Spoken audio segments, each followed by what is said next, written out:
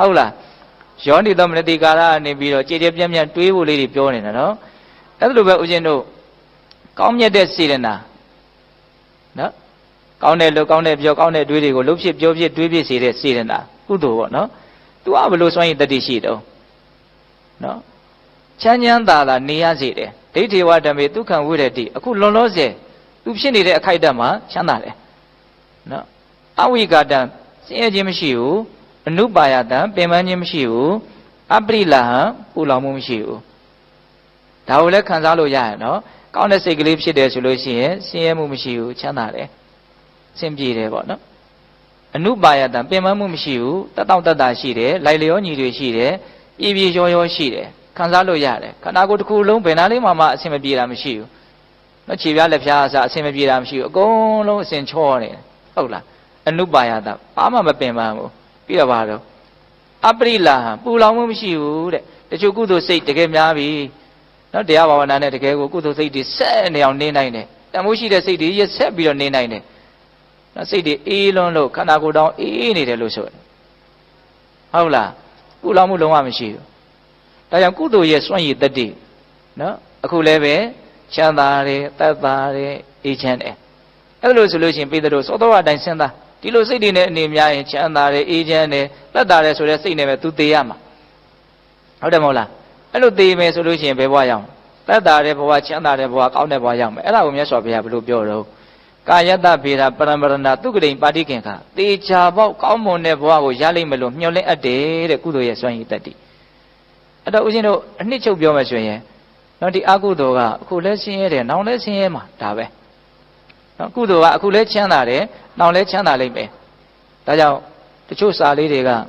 နော်အရန်ရိုးပြီးတော့နော်တိတ်ပြီးတော့အဆင်မရှိဘူးလို့တချို့ထင်ကောင်းထင်လိမ့်မယ်ဒါပေမဲ့တချို့အရန်ကောင်းတာရှိတယ်ရှေ့ရကောင်းလို့ခုကောင်းပါသည်ခုကောင်းနောင်ကောင်းပါလိမ့်မည်ဟုတ်လားဒါကိုဘယ်လောက်နားလဲလေရှေ့ရဆိုးလို့ခုဆိုးပါသည်ခုဆိုးနောင်ဆိုးပါလိမ့်မည်နော်ရှေ့တုန်းကကုသိုလ်ကံလေးကောင်းလို့ထောက်ပံ့လို့အခုလူဖြစ်တယ်ရှေ့ရကောင်းလို့အခုကောင်းတဲ့အခြေအနေလေးရောက်တယ်အဲ့ဒါကိုကုသိုလ်စိတ်ကလေးဆက်နိုင်မယ်နော်ကောင်းတာလေးဆက်ဖြစ်အောင်လုပ်နိုင်မယ်ရှေ့ရကောင်းလို့အခုကောင်းပါသည်နော်အခုကောင်းကိုရက်မနေပဲနဲ့အခုဆက်ပြီးတော့ကောင်းမယ်ဆိုလို့ရှိရင်နောင်ကောင်းမယ်နော်ဟုတ်တယ်မဟုတ်လားရှေ့ရဆိုးလို့အခုဆိုးပါသည်ခုဆိုးနောင်ဆိုးပါလိမ့်မည်ဟုတ်လားဒါဘာကိုပြောနေတာလဲဘုံဘုံတို့ယောနိသောမနတိကာရကိုပြောတာနော်ကိုယ်စိတ်ကိုကောင်းအောင်ကြိုးစားတဲ့နေရာမှာဒီအမှန်ကန်သိထားတဲ့နားလည်ထားတဲ့ယုံကြည်ထားတဲ့တန်ဖိုးဖြတ်လို့မရတဲ့ဒီအမြင်ကိုဘာလို့ရမှာတော့စဉ်းစားရမယ်ဆင်ခြင်ရမယ်အသုံးချရမယ်ဒါပါလေယောနိသောမနတိကာရဟုတ်လားဒီနေ့မှာဦးဇင်းတို့ယောနိသောမနတိကာရအထွတ်အထိပ်ပြောရမယ်ဆိုရင်တော့သူကတရားစကားမှာပြောဖို့ပိုကောင်းတာပေါ့လ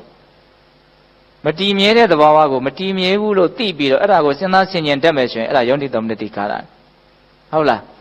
းကောင်းမွန်တဲ့သဘောမဟုတ်တာကိုကောင်းမွန်တဲ့သဘောမဟုတ်ဘူးလို့အမှန်ကန်သိပြီးတော့စဉ်းစားဆင်ခြင်တဲ့အဲ့ဒါပါလေယောနိသောမနတိကာရနော်ကိုစိုးကိုပိုင်မဟုတ်သူပဲအကြောင်းအကျိုးဆက်ဆက်ပြီးတော့ဖြစ်ပေါ်ပြောင်းလဲနေတဲ့နော်အနှစ်သာရကင်းမဲ့တဲ့သဘာဝကိုအနှစ်သာရကင်းမဲ့တဲ့သဘာဝလို့သိပြီးတော့ဒါကိုစဉ်းစားဆင်ခြင်တတ်မယ်ဆိုရင်အဲ့ဒါပါလေယောနိသောမနတိကာရနောက်တစ်ချက်ကြံသေးတယ်မတန်ရှင်းသောမစင်ကြယ်သောကုဋ္ဌာသားတို့ဖြင့်တိဆောက်ထားတဲ့မိမိခန္ဓာသူတော်ဘာခန္ဓာရဲ့အခြေအနေမှန်ကိုသိမြင်နားလည်ပြီးတော့အဲ့ဒါကိုစဉ်းစားဆင်ခြင်တတ်မယ်ဆိုရင်လည်းအဲ့ဒါဟာယောနိသောမနတိကာရဗမာစကားတဲ့ပါဠိစကားကပို့ပြီးတော့တောင်နားရှင်ပဲအဲ့ဒါကြတော့အနိစ္စဒုက္ခအနတ္တအတုပဟုတ်တယ်မဟုတ်လားအဲ့ဒါကိုပြောလိုက်တာနော်အနိစ္စဒုက္ခအနတ္တအတုပဖြစ်တာကိုဖြစ်မှန်းသိပြီးတော့အဲ့ဒါကိုစဉ်းစားဆင်ခြင်တတ်မယ်နှလုံးသွင်းတတ်မယ်ဆိုရင်အဲ့ဒါဘာခေါ်တော့ယောနိသောမနတိကာရအဲ့တော့ခုနတုန်းကကိုယ်စိတ်ကိုကောင်းအောင်ကြိုးစားတဲ့နေရာမှာဒီယောနိသောမနတိကာရအားကောင်းကောင်းနဲ့တွန်းအားပေးနိုင်မှနော်စိတ်ကကောင်းတဲ့နေရာကိုနော်ကိုရောက်စေခြင်းတဲ့အတိုင်းရောက်မှာဟုတ်လားပြောရလို့ရှင်ဒီစိတ်ကိုဆုံးမတဲ့နေရာမှာဒီယောနိသောမနတိကာရဆိုတဲ့လက်နဲ့မပါလို့မရဘူးဒါကြောင့်ဟိုတလောကတောင်ဘုံဘုံတို့ဟောပြသေးတယ်နော်တာနုမထေကိုအကြောင်းပြုပြီးတော့မြတ်စွာဘုရားဟောထားတဲ့ဂါထာတစ်ပုဒ်ရှိတယ်အဲ့ဒီဂါထာကဘာပြောထားတော့ဆိုတော့ तू ကစိတ်ရဲ့သဘာဝနော်စိတ်ကိုဆုံးမဖို့အတွက်နော်ဘယ်လိုလုပ်ရမလဲဆိုတဲ့နီလန်ပေးတာ तू ကတော့ဂါထာသေးလေးမဟုတ်ဘူးဂါထာကြီး तू ကဘာပြောထားတော့ဆိုတော့ဣဒံပုရိစိတ်တမစရိန်စာရိကံယေနိစကံယထာကမ္မယထာဒုက္ခံတတိဇာဟနေကနိတမိယောနိသောဟတ္ထိပပိဏံဝေယအင်ကုတကဟောတယ်နော်ဘာပြောတော့ဣဒံစိတ်တံဤစိတ်သည်ပုရိရှိရှိကာလဘဝများစွာတန်လျာ၌ ရေနိစ္စကံအလိုရှိတိုင်းယထာကမ္မအလိုရှိရာယထာဒုက္ခကောင်းတို့ရာရာအစရိန်လှဲ့လေကျက်စားခြင်းကိုစာရိကံလှဲ့လေကျက်စားခြင်းကိုအစရိန်ကျက်စားခဲ့ဘူးလားလေပြီတဲ့တရားဓမ္မတို့ဦးဇင်းတို့ပုထုဇဉ်တွေရဲ့စိတ်ပေါ့နော်ဘဝတန်တရားတစ်လျှောက်လုံးကဒီကနေ့တိုင်အောင်သူဟာထင်တိုင်းကျင်လေကျက်စားခဲ့ပြီတဲ့ထင်တိုင်းဆိုတာဘယ်လိုတော့သုံးချက်အဲ့ဒီမှာပြောတယ်အဲ့ဒါလည်းစိတ်ဝင်စားတဲ့အကောင်းတယ်ရေနိစ္စကံအလိုရှိတိုင်းယထာကမ္မအလိုရှိရာယထာဒုက္ခကောင်းတို့ရာရာဆိုလိုတာက